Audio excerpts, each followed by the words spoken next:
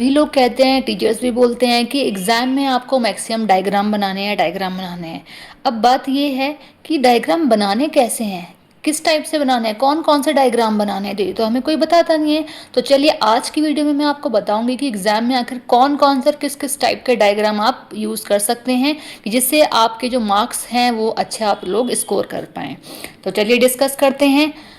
देखिए, एक डायग्राम है हमारा ऐसा कि आपने इस तरीके से हेडिंग डाली, मतलब जो भी है ये है, और इसका अगर हमने फॉर एग्जांपल किसी भी चीज़ के 2 पॉइंट है, जैसे आपने नेचर लिखे, टाइप्स लिखे, ठीक है। तो हो सकता है किसी भी चीज़ के 2 ही टाइप हों, जैसे मोटिवेशन है उसके 2 ही टाइप्स हैं, ठीक है, पॉजिटिव और नेगेटिव। तो ठीक, अगर इसके 2 टाइप है तो आपने डायग्राम ऐसा बना लिया। ऊपर लिख दिया आपने हेडिंग में, क्या लिखा, टाइप्स, और यहाँ पे positive motivation, next is second क्या बोलते हैं, नेगेटिव मोटिवेशन और पॉजिटिव मोटिवेशन। तो आप ये डायग्राम बना सकते हैं, ठीक है।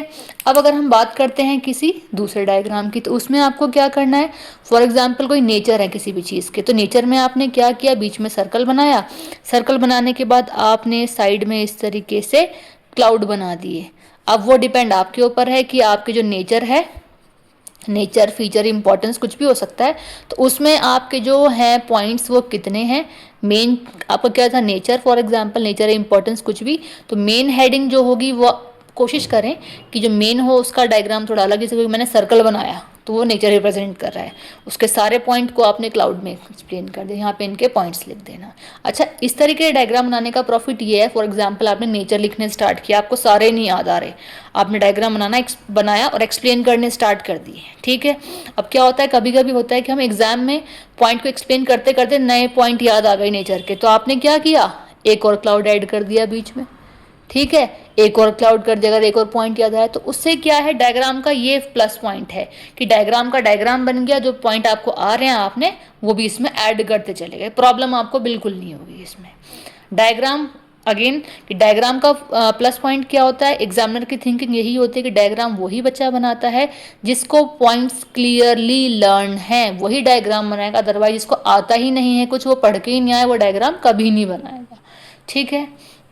नेक्स्ट डायग्राम क्या है कि जो आपका मेन टॉपिक है, मेन हेडिंग है, वो आपने बीच में क्लाउड दिया, ठीक है, साइड में आपने यहाँ इस तरीके से सर्कल बना लिए, ठीक है, और बाद में आपने इनको ऐड, अगेन मैं तो यहाँ पे 4 बना रही हूँ, लेकिन आपके ऊपर डिपेंड है कि कितने पॉइंट्स मतलब उसमें होंगे, तो आप ऐसे, जैसे यहाँ मैंने अगेन कहा कि यहाँ पे नेचर है, ठीक है, तो नेचर बीच बीच में आ गई, हेडिंग जो आपकी साइड में वो साइड में आ गई, ठीक है। अब इसके अलावा हमारे और क्या पॉइंट है, फॉर एग्जांपल आप किस चीज़ की इंपॉर्टेंस लिख रहे हैं, ठीक है।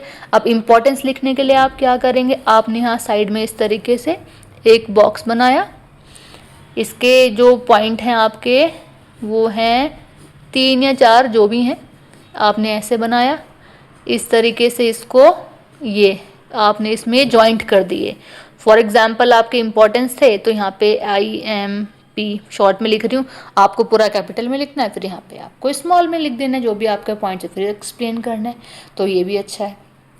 इसके अलावा अगर हम बात करें कि किसी भी चीज़ के 4 पॉइंट है, तो आपने एक रेक्टेंगल बनाया, रेक्टेंगल सबको आता है, कॉमन सा है, इसके 4 पॉइंट है तो आपने इसके चारों पॉइंट में सर्कल बना दिए, ये ठीक है। For example nature, bar bar nature इसलिए लिख रही हूँ, नेचर लिखने में शॉर्ट होता है ठीक है, अदरवाइज इंपॉर्टेंस फीचर्स फंक्शंस कुछ भी हो सकता है, ठीक। तो आपने ये बना दिया, अब नेचर हो गए आपके इस तरीके से। अब ऐसे किस चीज़ के 3 ही पॉइंट है ऑलरेडी, तो आप क्या करना है, ट्राइंगल आपने बनाया, ट्राइंगल बनाने के बाद आपने तीनों तरफ जो है इसके 3 साइड्स में सर्कल बना दिए, अगेन टाइप्स लिख दो, चाहे टाइप्स भी शॉर्ट है लिखने में, तो ये आपका टाइप्स का हो गया।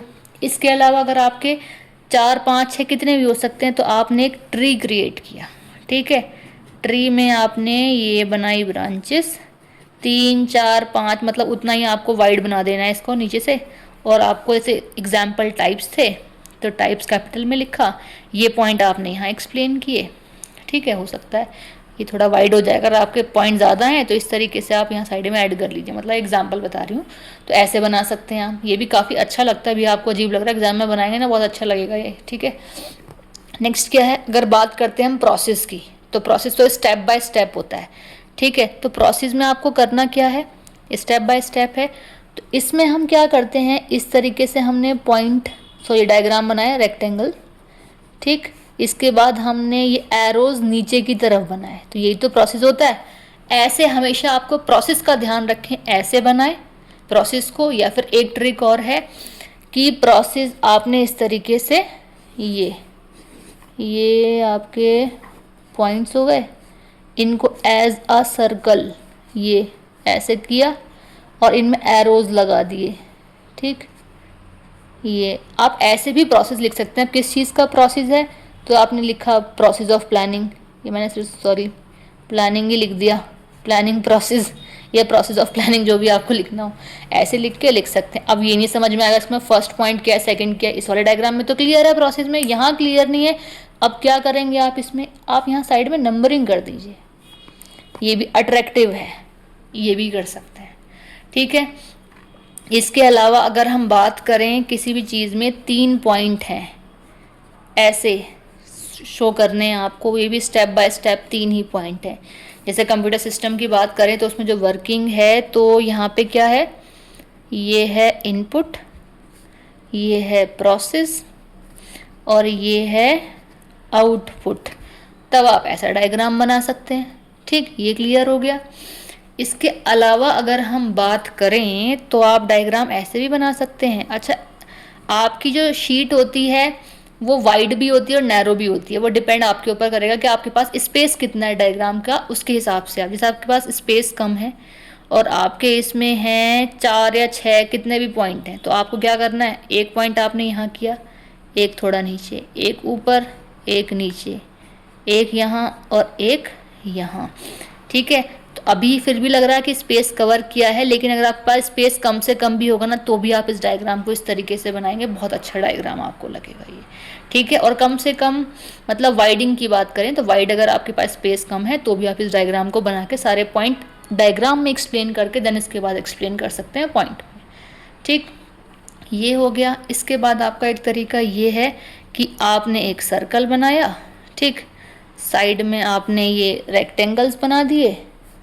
ठीक, इस तरीके से रेक्टेंगल बनाओ, स्क्वायर वो डिपेंड करेगा आपके पॉइंट कैसे हैं ना, उसके हिसाब से वर्ड्स एक एक वर्ड्स में या फिर कैसे हैं। इसके बाद इसको जॉइंट कर दिया। ठीक, अच्छा ध्यान रखिए, मैंने मैक्सिमम डायग्राम बनाए हैं, उसमें जो मिड वाली शेप है जो मेन है, जहाँ पे आपको टाइप्स, जो आपको हेडिंग लिखनी है, हेडिंग रिप्रेजेंट करनी है, चाहे वो उसमें स्मॉल लेटर में लिखें चाहे कैपिटल में, तो वो अलग डायग्रामेटिकली शो हो रहा है, और यहाँ पे साइड में जिसके पॉइंट्स आएंगे वो सारे एक जैसे हैं और वो इस तरीके से शो हो रहे हैं। ठीक है, इतना हो गया। अब आपके एक दो हम पॉइंट्स की और बात करते हैं। वैसे डायग्राम तो बहुत सारे हैं, लेकिन फिर भी कोशिश करूँगी कि इतने में ही कवर हो जाए। जैसे आपका है, अब अगेन अगर आपके पास ये एक पॉइंट है, ठीक, इसको 2 पार्ट में डिवाइड किया है, तो इन्होंने फिर ऐसे कर दिया। अब इन 2 पॉइंट्स के भी सब पॉइंट्स हैं, तो हमने क्या किया, ऐसे किया, ऐसे, देन इसके भी 2 पॉइंट हैं तो हमने इसको इस तरीके से, तो ये भी डायग्राम हो गया। अब अगर हमारे पास कॉपी वाइड है, मतलब जो हमारी आंसर शीट है वो वाइड है, तो हम इस तरीके से बनाएंगे। अगर आंसर शीट हमारी नैरो है, ठीक है, नैरो मतलब इस तरीके से लंबी, वाइड मतलब इस तरीके से चौड़ाई में है। ठीक है, अगर ऐसे है कि आप नैरो में है, वाइड में नहीं है, तो आपने एक हेडिंग डाली, इसके मैंने कहा 2 पार्ट्स हैं, इसको 2 पार्ट में इस तरीके से डिवाइड किया। ठीक है, इनके मैंने कहा फिर सब पॉइंट्स हैं, तो इस तरीके से फिर डायग्राम ऐसे से बन गया। ठीक है, तो ऐसे भी आप इस डायग्राम को बना सकते हैं, चॉइस इज योर्स। तो ये कुछ मैक्सिमम डायग्राम्स हैं कि आप इन्हीं डायग्राम्स को एग्जाम में यूज़ करें। फॉर एग्जांपल एक सब्जेक्ट है, एक सब्जेक्ट में अगर आप ये सारे डायग्राम यूज़ कर लेंगे हर एक आंसर में, तो भी कहीं ना कहीं ये आपके इनमें से 2-3 डायग्राम बच ही जाएंगे, सारे आप एक सब्जेक्ट में यूज़ कर भी नहीं सकते। ठीक है, हर एक सब्जेक्ट में भी यूज़ करेंगे तो भी काफ़ी कन्विंसिंग है। ठीक, पेज कवरिंग है, मार्क्स स्कोरिंग है, अट्रैक्टिव है, कन्विंस करते हैं, अट्रैक्ट करते हैं एग्जामिनर को, आपकी पॉजिटिविटी को भी शो करते हैं। तो ध्यान रखें, आप इन डायग्राम की हेल्प से मार्क्स गेन कर सकते हैं।